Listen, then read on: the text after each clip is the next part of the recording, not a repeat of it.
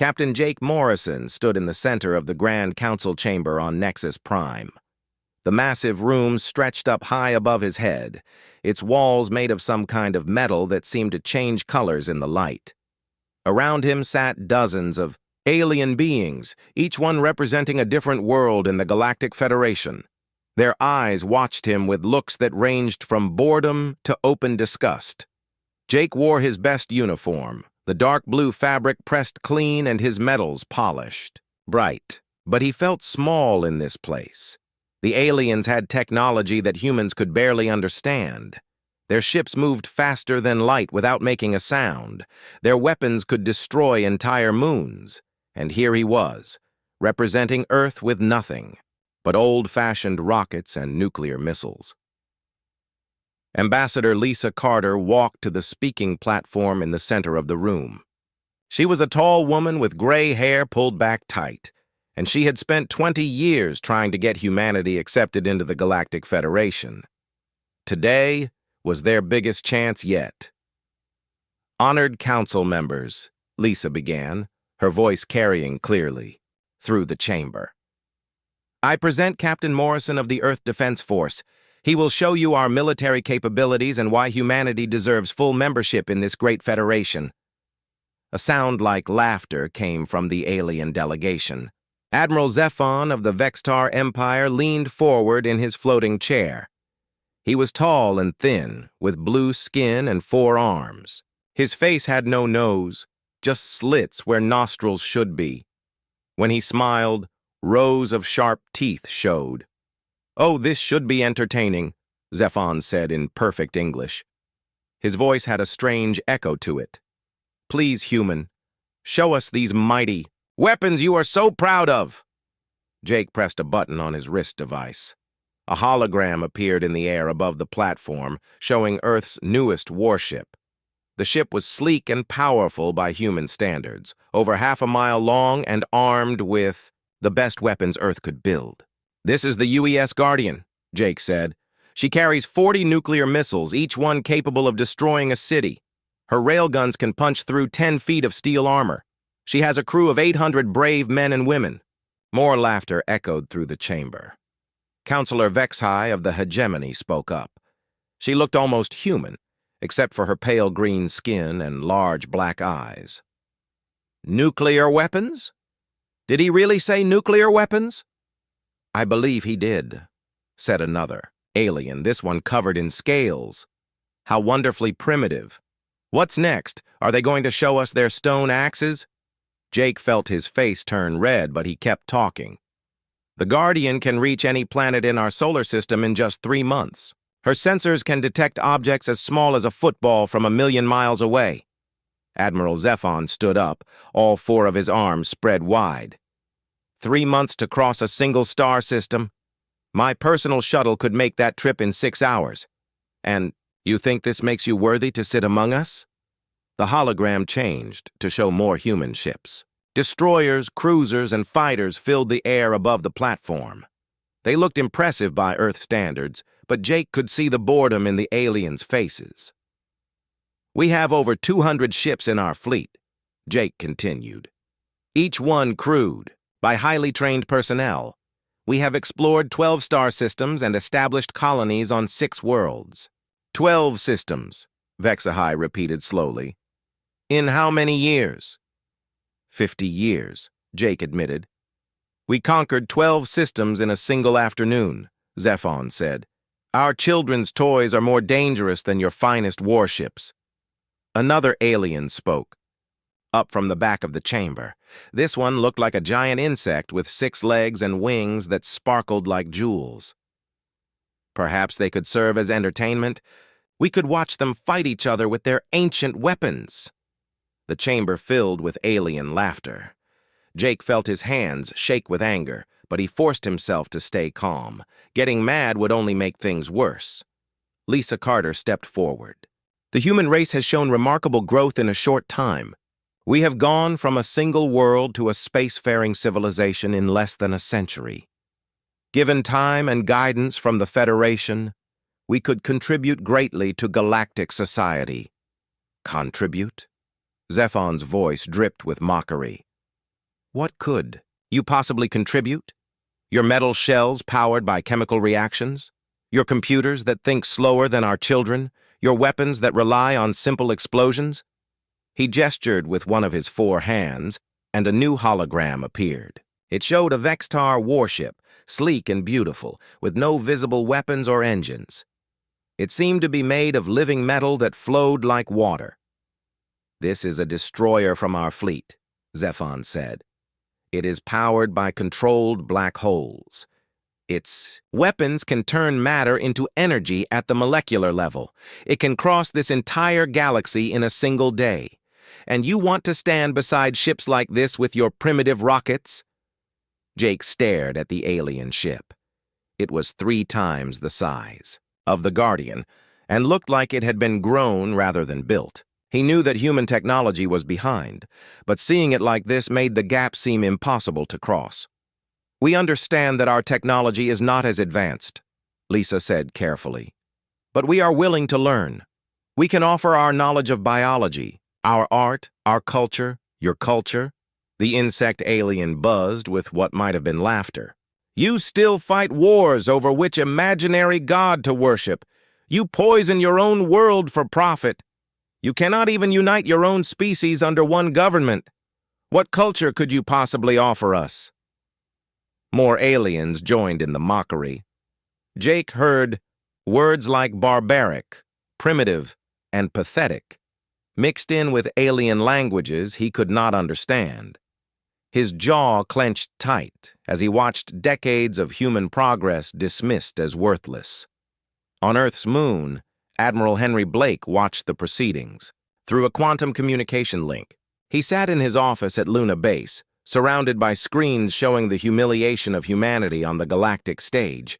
His aide, Lieutenant Amy Foster, stood beside him with her hands clasped behind her back. Blake was an old man with gray hair and a face marked by years of military service.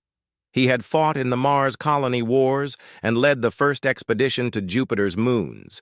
He had seen humanity rise from a single world to master of their solar system. And now he watched alien beings laugh at everything humans had accomplished.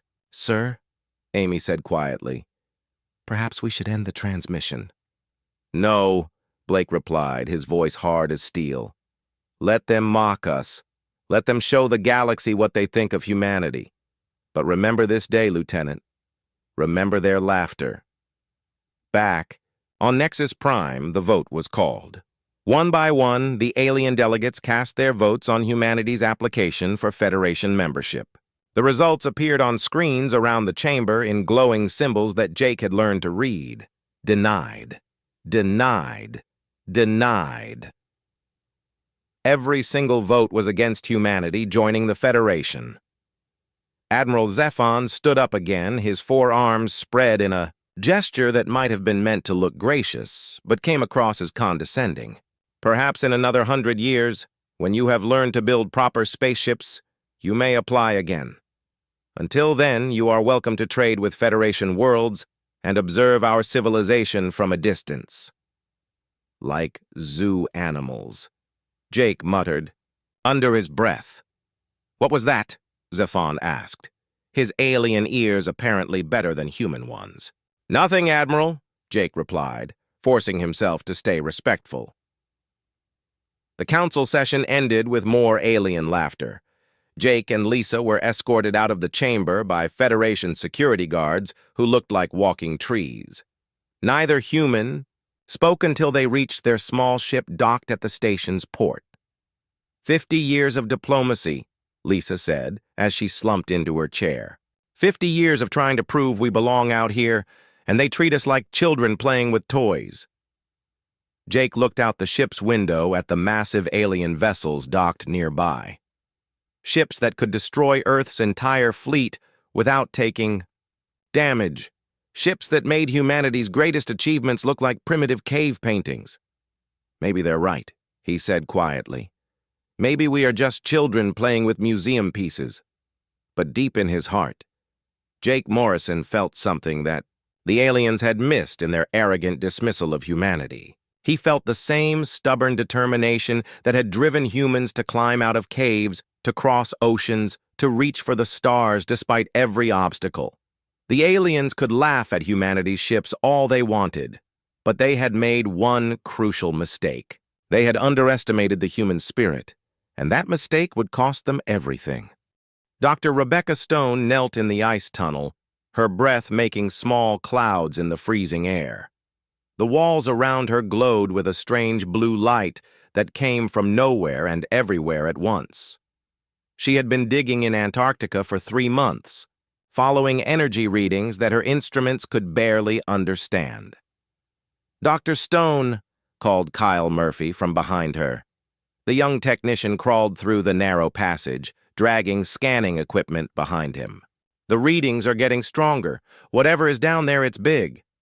Rebecca nodded and checked her tablet.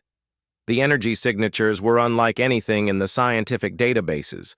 They were too regular to be natural, too complex to be from any known technology, human or alien. "How much further?" asked Professor Alan Cross.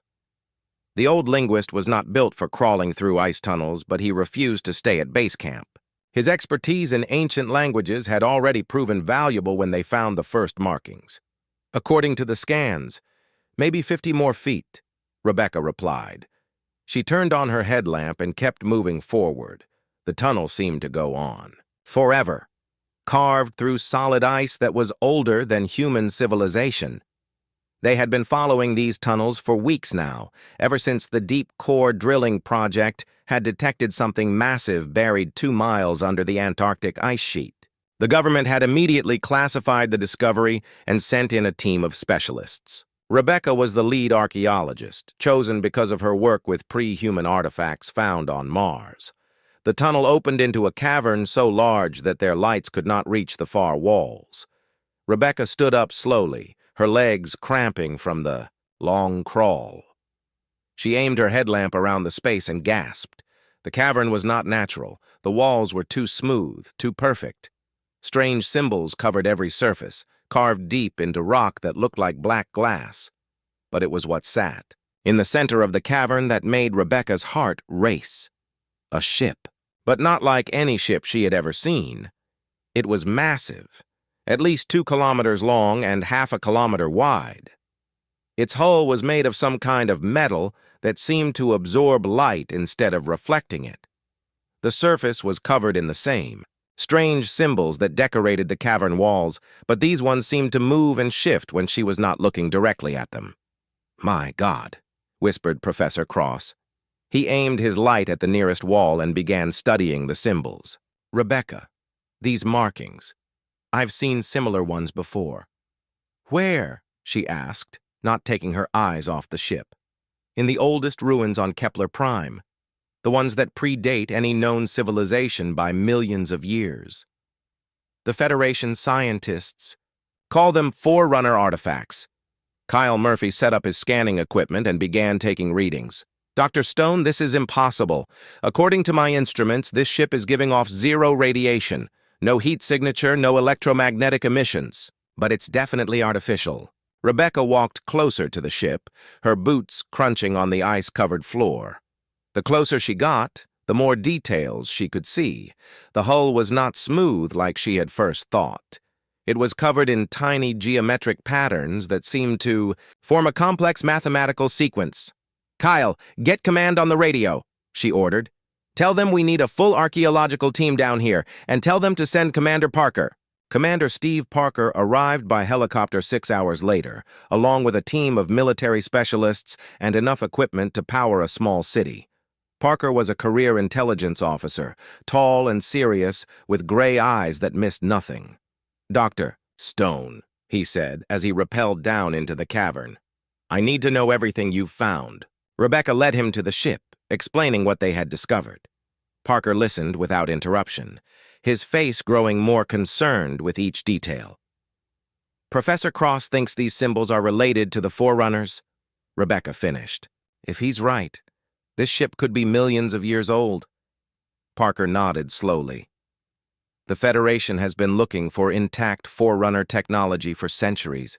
If this is real, it changes everything."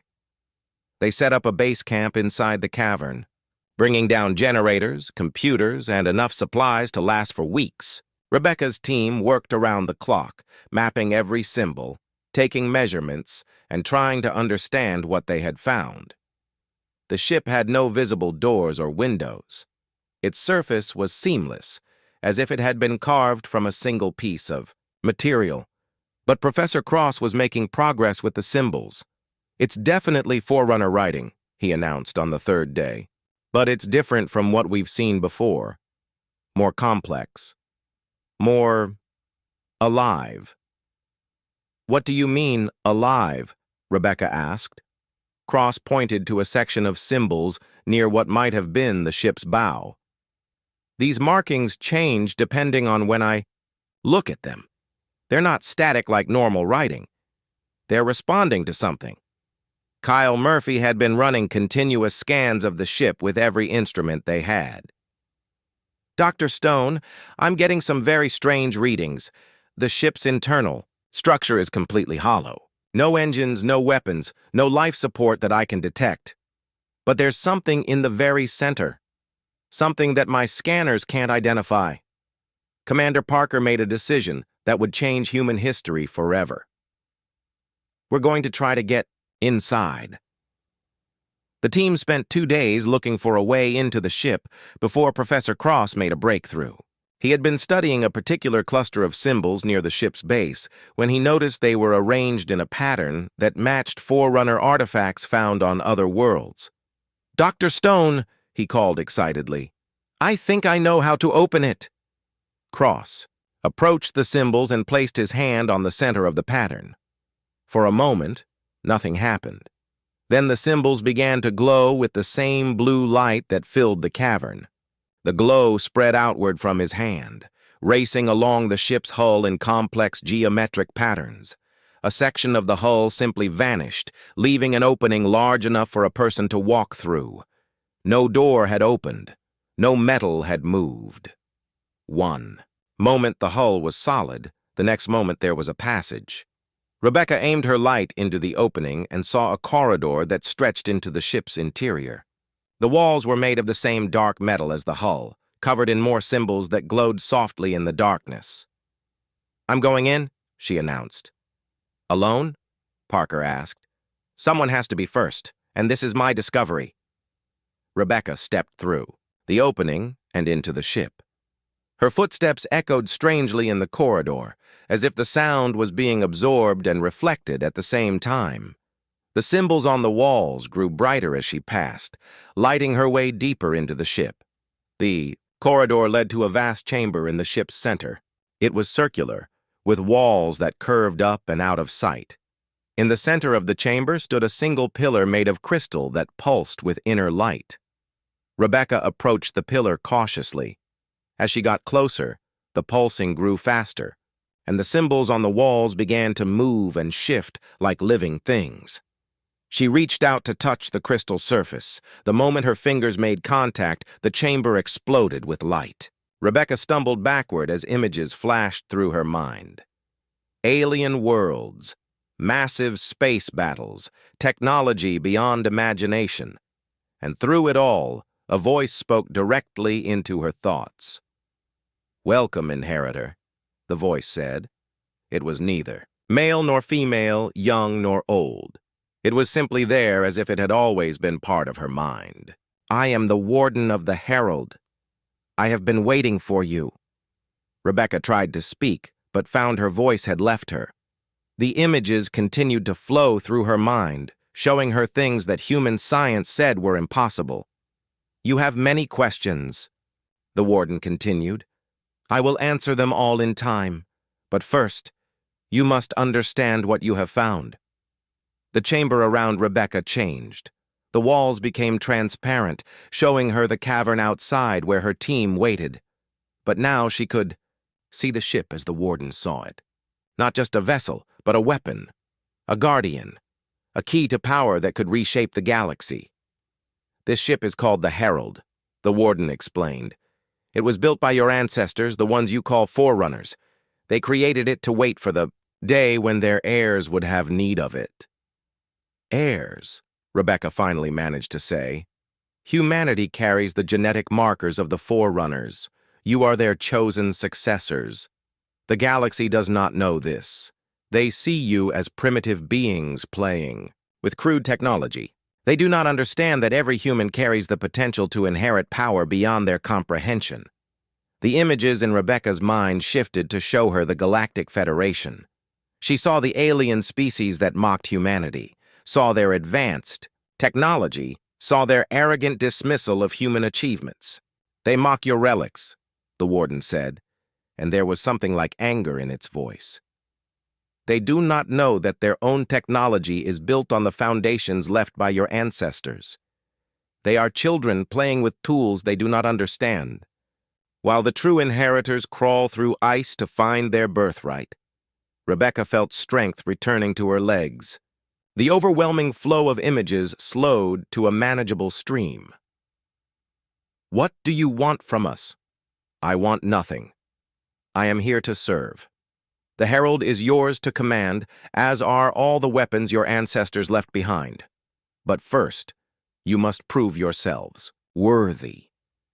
You must show that humanity has inherited not just the Forerunners' power, but their wisdom." The chamber returned to normal, though the crystal pillar continued to pulse with light. Rebecca backed away from it, her mind reeling with everything. She had learned. "Dr. Stone!" Kyle Murphy's voice echoed from the E-Captain. Jake Morrison stood in the Herald's central chamber, staring at the crystal pillar that pulsed with otherworldly light. 3 days had passed since Dr. Stone's first contact with the Warden, and Earth's most important people had been rushed to Antarctica to witness what might be humanity's salvation. The Warden's voice filled the chamber, speaking to all of them at once through some kind of mental connection that human science could not explain. "You wish to understand your heritage. Very well. I will show you the truth that your species has forgotten." The chamber walls became transparent, revealing not the ice cavern outside, but images of space itself. Stars wheeled by at impossible speeds, and Jake felt his stomach lurch as if he was actually moving through the cosmos. "Millions of years ago," the Warden began, "the Forerunners ruled this galaxy, not through conquest, but through wisdom.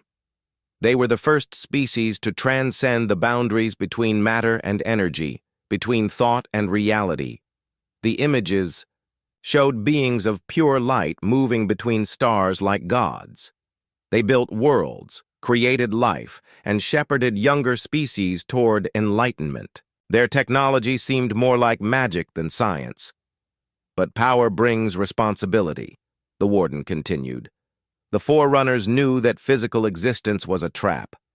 To truly evolve, they had to abandon their bodies and become something greater. Pure consciousness, unbound by the laws of physics."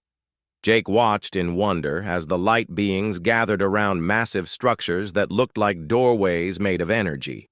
One by one, they stepped through and vanished, leaving behind empty worlds and abandoned cities. Before they transcended, the Forerunners chose successors, species that showed promise, that carried the genetic potential to inherit their legacy. Humanity was one of only 3 species selected. Dr. Stone stepped closer to the crystal pillar. "What happened to the other 2? The images changed to show alien worlds consumed by war and destruction. They destroyed themselves before they could mature. Humanity alone survived to reach this moment." Commander Parker, who had remained silent until now, spoke up. "You're saying that humans are genetically designed to use Forerunner technology?" "More than that," the Warden replied. "Every human carries dormant genetic sequences placed there by the Forerunners. These sequences allow you to interface with their technology, to command their weapons, to inherit their power. But the genes remain dormant unless activated." The chamber filled with new images, showing DNA strands that sparkled with the same energy that powered the Herald. Jake could see complex patterns woven into the genetic code like programs waiting to be run. "The current galactic powers know nothing of this," the Warden said, and there was contempt in its voice. They built their empires on stolen Forerunner technology, crude copies that they barely understand. They see themselves as advanced, but they are children playing with tools meant for their betters. Professor Cross had been furiously taking notes on his tablet. How do we activate these genetic sequences? Through exposure to Forerunner technology. The process has already begun in Dr. Stone. Her contact with my systems triggered the first stage of genetic awakening, but full activation requires time and training. Jake felt a strange tingling in his hands and arms. Ever since entering the Warship, he had felt different somehow, more aware, more alive. Is it happening to all of us? To varying degrees. Some humans have stronger genetic markers than others. Dr. Stone shows exceptional compatibility.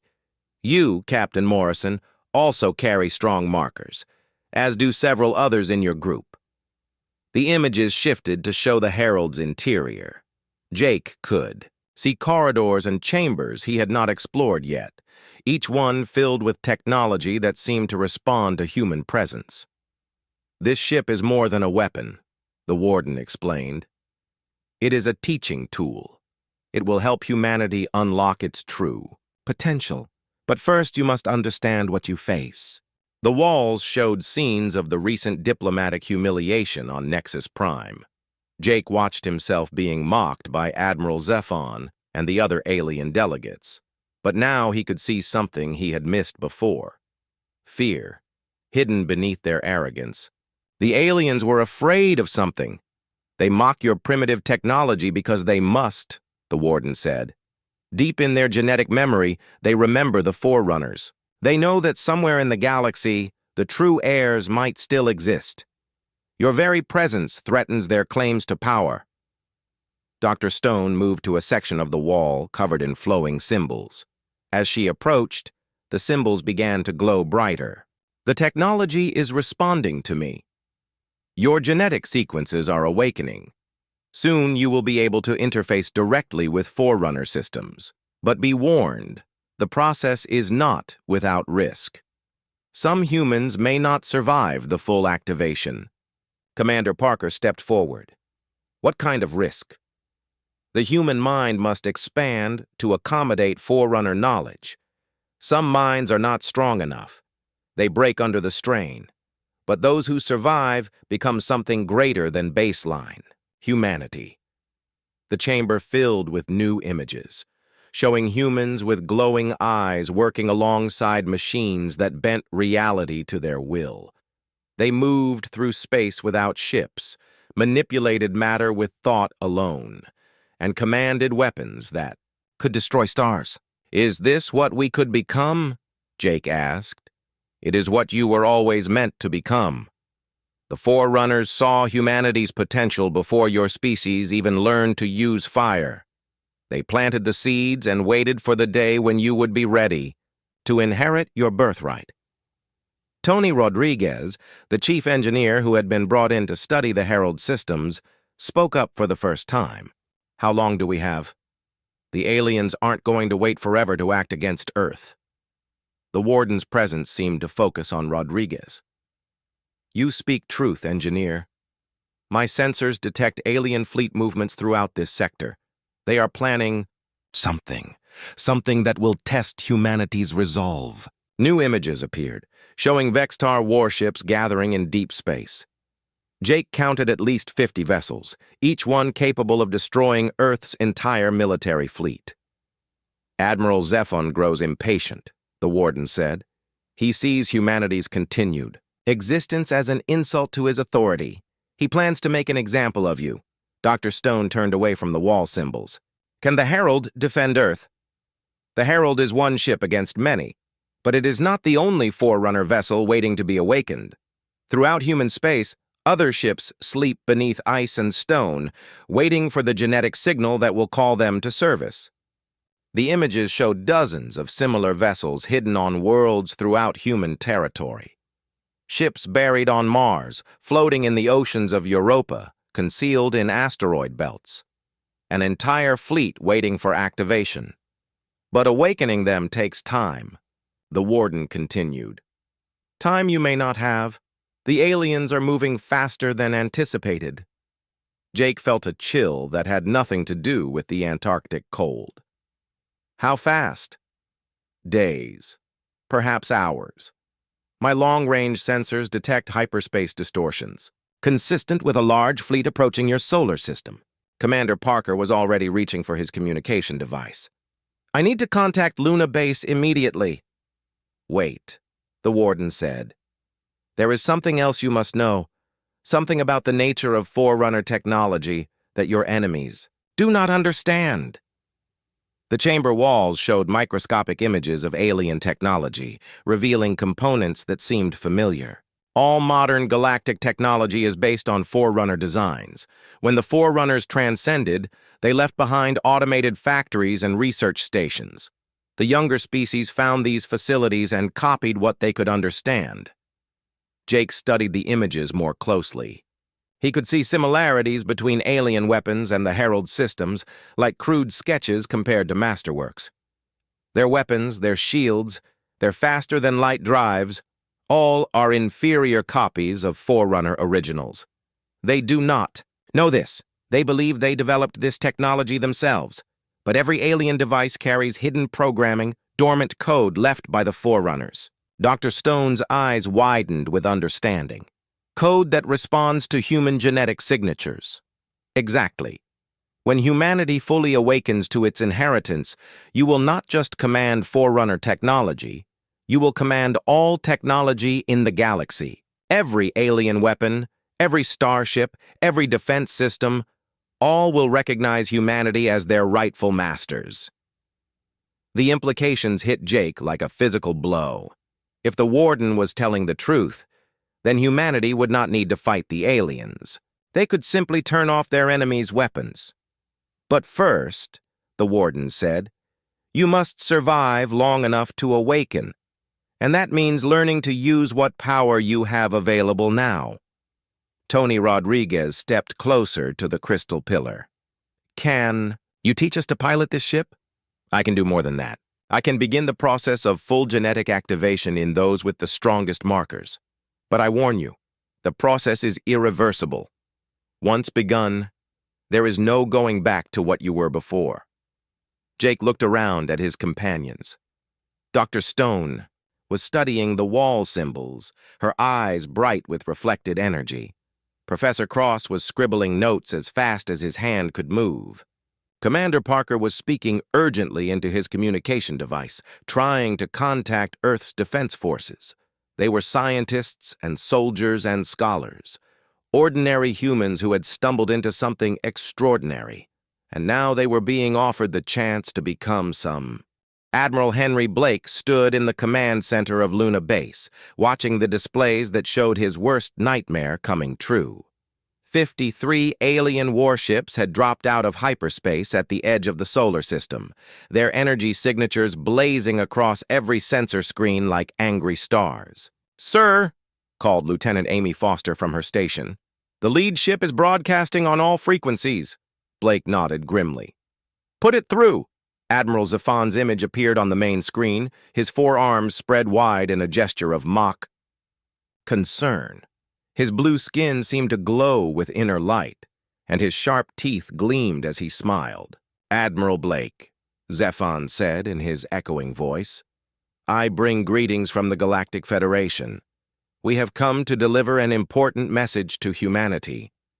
Blake kept his face calm, though inside he felt cold fear.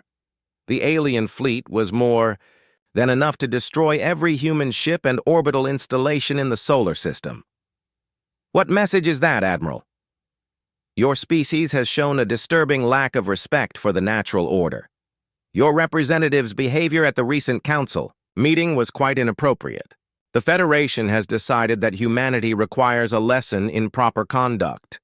The display changed to show a tactical view of the solar system. The alien fleet was moving in perfect formation toward Earth, their weapons already powered and ready. "You have 1 hour to evacuate Luna Base," Zefon continued. "After that, we will demonstrate the consequences of insulting your betters. Consider this a merciful lesson.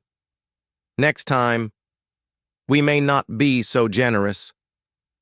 The transmission ended, leaving Blake staring at a screen full of enemy ships. Around him, the command center buzzed with controlled panic as officers tried to coordinate. A defense they all knew was hopeless. "All ships to battle stations," Blake ordered. "Signal Captain Morrison on the New Horizon. Tell him to form up the fleet between Luna and the approaching hostiles." Colonel Nina Hayes, Luna Base's commander, appeared at Blake's shoulder. She was a tough woman with short black hair and scars on her face from the Mars colony wars. "Sir, we should begin evacuation procedures. We have 10,000 personnel on this base." Blake looked at the tactical display again. Even if they could evacuate everyone, where would they go? Earth's orbital stations were just as vulnerable as Luna Base. The planet itself had only basic defensive systems that would last minutes against alien weapons. "Begin evacuation of non-essential personnel," he ordered. "But prepare all defensive systems. We're not going down without a fight." In space above Luna, Captain Jake Morrison felt the changes that the Herald's crystal had made to his mind and body. His awareness extended beyond his physical senses, allowing him to perceive the approaching alien fleet with startling clarity. Each ship was like a burning candle in the darkness, their weapons and shields outlined in his enhanced vision. "Captain," called Navigation Officer Jack Peterson from his station aboard the New Horizon. "I'm reading impossible energy signatures from the alien fleet. Their smallest ship has more firepower than our entire fleet combined." Jake nodded, though his attention was focused elsewhere. Through his new connection to Forerunner technology, he could sense the Herald buried beneath Antarctic ice, ready to emerge if needed. But the Warden had warned him that revealing the ancient ship too early might bring the entire Galactic Federation down on humanity. "Form the fleet into defensive formation," he ordered. "All ships, prepare for engagement." 27 human warships took position between Luna and the alien fleet. They were the pride of Earth's military, the most advanced vessels humanity had ever built. Against the approaching aliens, they looked like children's toys. The alien fleet continued its steady approach, making no attempt at stealth or deception. Why should they? They outgunned the human fleet by orders of magnitude. This was not a battle, it was an execution. Aboard the Vextar flagship Star Render, Admiral Zephon watched the human ships with amusement. His tactical officer, a being that looked like a walking tree with crystalline branches, spoke in the musical language of his species. "The humans are forming a battle line," the officer reported. 27 vessels, largest displacement approximately 800,000 tons, estimated firepower equivalent to a single patrol craft. Zephon laughed, the sound echoing through the command center. "How wonderfully brave of them, or wonderfully stupid. Begin the demonstration. Disable their ships, but do not destroy them. I want their crews to witness what real power looks like." The alien fleet opened fire from a range of 1 million kilometers. Beams of pure energy lanced across space, each one containing enough power to vaporize a small moon. But instead of destroying the human ships, the alien weapons did something worse. They drained every power system down to nothing. Jake Morrison watched in horror as his fleet went dark around him. The New Horizon's engines died, its weapons, systems shut down. Even life support flickered and went out. Emergency batteries kicked in, providing minimal power for basic functions. "What did they do to us?" Peterson gasped, struggling with controls that no longer responded. "Some kind of energy drain," replied Weapons Specialist Carol Wright. "Every system is dead. We're floating dead in space." Through his enhanced senses, Jake could perceive what had happened. The alien weapons had targeted the quantum field generators that powered human ships, disrupting them at the molecular level. It was elegant, efficient, and completely impossible to defend against with human technology. One by one, the entire human fleet went dark. 27 warships reduced to drifting hulks in a matter of seconds. On Luna Base, Admiral Blake watched his fleet die and felt something break inside his chest.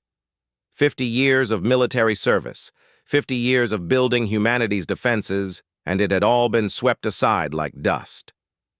"Sir," Amy Foster said quietly, "the alien fleet is moving into bombardment position." Blake looked at the tactical display. The alien ships had formed a perfect sphere around Luna, their weapons aimed at the base below. Every gun in placement, every missile battery, every defensive system humanity had built on the moon was targeted and ready to be destroyed. "Begin final evacuation," he ordered. "All remaining personnel to the emergency shelters." Colonel Hayes shook her head. "Sir, you should go too. There's nothing more we can do here." "Someone has to coordinate the defense," Blake replied, "even if it's hopeless." The first wave of alien bombardment began 30 minutes later. Plasma, bolts that burned hotter than the sun's core, struck Luna Base's outer defenses. The mountain-sized defensive guns that had taken decades to build were vaporized in seconds. Sergeant Mike Johnson, operating the base's sensor array, watched the destruction with growing despair. "Sir, our weapons aren't even scratching their shields. The missiles are being intercepted before they can reach their targets." Blake nodded. He had expected as much. Human weapons were designed to fight other humans, not beings with technology that might as well have been magic. "Keep firing," he ordered. "Make them work for it." The alien bombardment continued with methodical precision. They were not trying to completely destroy Luna Base. This was a demonstration, not genocide.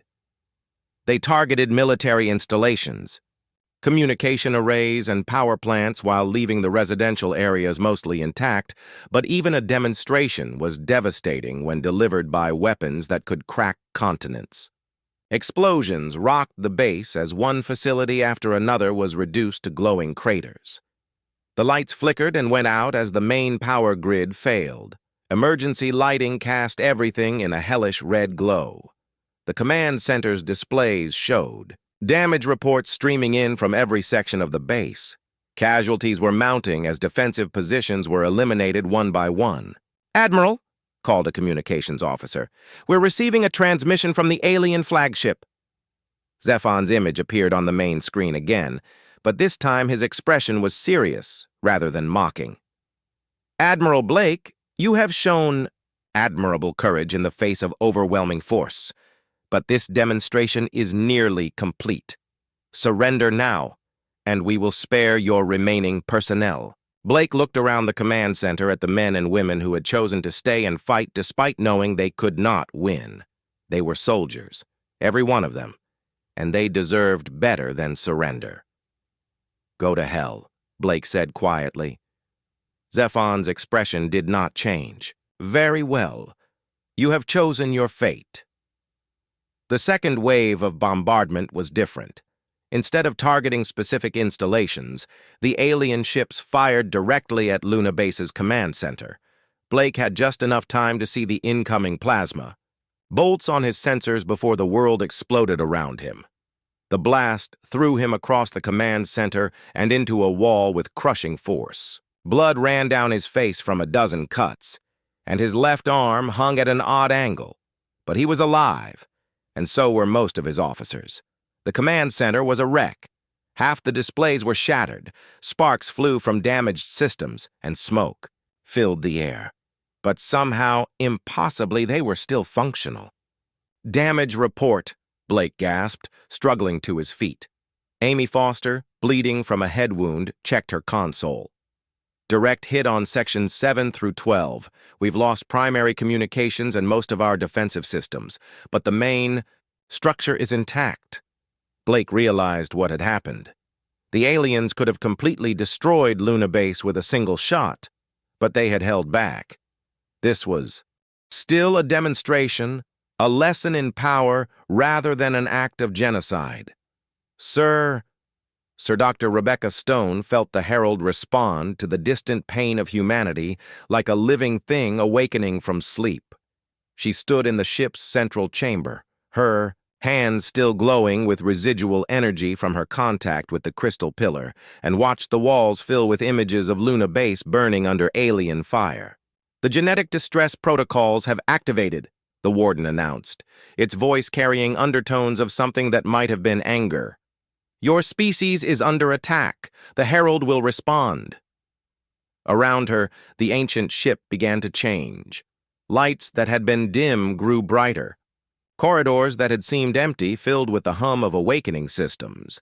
The very air seemed to vibrate with power that had slept for millions of years. Captain Jake Morrison, his mind still reeling from the genetic activation process, felt the ship's awakening through his enhanced senses. Every system, every weapon, every impossible technology was coming online at once. The Herald was no longer just a relic from the past. It was becoming a weapon of war. "How long until we can launch?" he asked, though part of him already knew the answer. His connection to the ship ran deeper now, allowing him to perceive its systems as extensions of his own body. "The Herald is ready," the warden replied. "But you are not.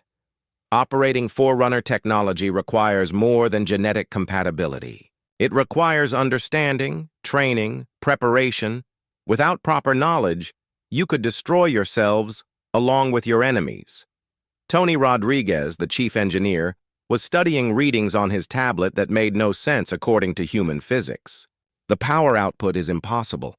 According to these readings, the ship is generating more energy than our sun. "The Herald does not generate power," the warden explained. "It draws energy directly from the quantum substrate of reality itself. Power is not a limitation for Forerunner technology, only wisdom in its application." Commander Parker was coordinating with Earth's defense forces through quantum communication links. The reports coming in were devastating. Luna Base had been crippled, the human fleet was drifting powerless in space, and alien forces were positioning themselves throughout the solar system. "We need to move now," Parker said urgently. "Every minute we delay, more people die." Dr. Stone stepped away from the crystal pillar, her eyes now glowing with the same blue energy that powered the ship. The genetic activation had changed her in ways she was only beginning to understand. She could perceive the Herald's systems directly, seeing patterns of energy and information that human instruments could not detect. "I can pilot it," she said quietly. "The knowledge is there in my mind. The Forerunners left instructions coded into our DNA." Jake Morrison looked at her with his own enhanced vision and saw the truth. The genetic activation had been successful, but it had also marked the beginning of her transformation into something beyond human. Her neural patterns were changing, adapting to process information at superhuman speeds. "The risk is significant," the warden warned. "Piloting the Herald without full preparation could burn out your nervous system. The human mind was not designed to interface directly with reality manipulation technology." "Then teach us quickly," Jake said. "Our people are dying." The Herald's central chamber transformed around them. The walls became teaching displays, showing technical specifications that rewrote themselves to match human understanding. Piloting systems that had been designed for the transcended consciousness of the Forerunners adapted themselves for human neural patterns. Jake felt knowledge flowing into his mind like water pouring into a cup. Navigation through folded space, weapons that could unmake matter at the quantum level, shields that existed in parallel dimensions. It was too much information too fast, and he felt his consciousness strain under the load. "Focus," Dr. Stone said, her voice carrying harmonics that seemed to come from multiple sources at once. "Let the knowledge settle naturally. Don't try to understand everything at once." She was changing faster than the others, her genetic compatibility with Forerunner technology apparently stronger than anyone else's. Jake could see her neural pathways reorganizing themselves, becoming something that could process information at the speed of thought. "The Herald is moving," Tony Rodriguez announced, studying his instruments. "We're phasing through solid matter." Around them, the ship began its ascent through 2 miles of Antarctic ice. But instead of melting or blasting through the frozen barriers, the Herald simply existed in a different phase of reality where ice and rock presented no obstacle. "Stealth systems are active," the warden reported. "No human or alien sensor can Detect us until we choose to reveal ourselves. Jake felt the Herald break free of Earth's surface and begin accelerating toward Luna. But this was not the slow, fuel-burning journey that human ships required. The Herald moved by folding space around itself, making the distance between Earth and Moon meaningless. "How fast are we going?" Rodriguez asked. "Speed is not relevant," the warden replied. "We are not traveling through space. We are convincing space to bring our destination to us." Through the ship's sensors, Jake could perceive the alien fleet, positioned around Luna. 53 warships armed with weapons that could shatter planets, their crews confident in their overwhelming superiority. They had no idea what was coming for them. "Can we defeat them?" he asked. "The Herald alone could destroy their entire fleet," the warden said. "But that would reveal humanity's inheritance to the galaxy. The consequences would be severe. Every major power would unite against you, seeking to claim Forerunner technology for themselves." Dr. Stone turned from the control systems she had been studying. Her eyes now glowed continuously, and when she spoke, her voice carried the authority of ancient knowledge. "Then we make our demonstration carefully, show them power but not the full extent of it." The Herald materialized in space above Luna Base, its stealth systems disengaging to reveal the massive ship to startled alien sensors. Jake felt the moment of recognition ripple through the enemy fleet as their instruments struggled to analyze readings that made no sense. On the bridge of the star render, Admiral Zephon stared at his tactical displays in confusion and growing fear. The ship that had appeared was unlike anything in the galactic databases. Its energy signature was impossible, its configuration alien even by alien standards. "What is that thing?" demanded his tactical officer. "Unknown," came the reply. "It does not match any known design. The power readings are... The instruments must be malfunctioning. Nothing could generate that much energy." Zephon opened communications to the mysterious vessel. "Unknown ship. Identify yourself and state your intentions." Jake Morrison stood on the Herald's bridge, feeling the weight of human destiny on his shoulders. The moment had come to announce humanity's true nature to the galaxy. But first, he had a demonstration to deliver. "This is Captain Morrison of the Earth Defense Force," he replied. "You have attacked human installations and threatened human lives. Withdraw immediately or face the consequences." Alien laughter filled the communication channel. "Captain Morrison, the same primitive who embarrassed himself before the Galactic Council? You expect us to fear one ship against our entire fleet?" "Just one ship," Jake agreed. "But not just any ship." The Herald's primary weapon began to charge. Jake felt the reality distortion cannon drawing power from the quantum foundations of space itself. The weapon did not merely destroy its targets. It convinced the universe that they had never existed in the first place. "Target the flagship," he ordered, his voice steady despite the magnitude of what he was about to do. Dr. Stone, now fully integrated with the Herald's fire control systems, locked the weapon onto Admiral Zephon's vessel. "Target acquired. Ready? To fire." "Admiral Blake," Jake said over the communication system, "all human personnel withdraw to minimum safe distance. Now." On Luna Base, Blake watched the impossible readings from his damaged sensors and felt hope kindle in his chest for the first time in hours. Somehow, impossibly, help had arrived. "All rescue teams, fall back to the shelters," he ordered. "Everyone get as far underground as possible." Jake Morrison looked at the alien fleet through the Herald's sensors and felt the weight of humanity's future in his hands. The aliens had mocked human achievements, dismissed human potential, and attacked human worlds. It was time to remind them of their place in the natural order. "Fire," he commanded. The reality distortion cannon spoke with the voice of creation itself.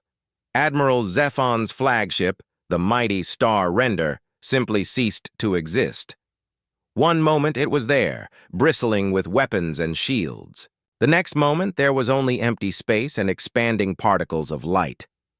The remaining alien fleet opened fire immediately, their most powerful weapons converging on the Herald from all directions.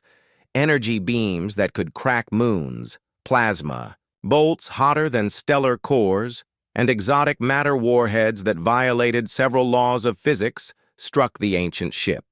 All of them splashed harmlessly against shields that existed in dimensions the aliens had never imagined. "Their weapons cannot harm us," the warden announced, "but they can harm Luna Base. Recommend eliminating the threat quickly."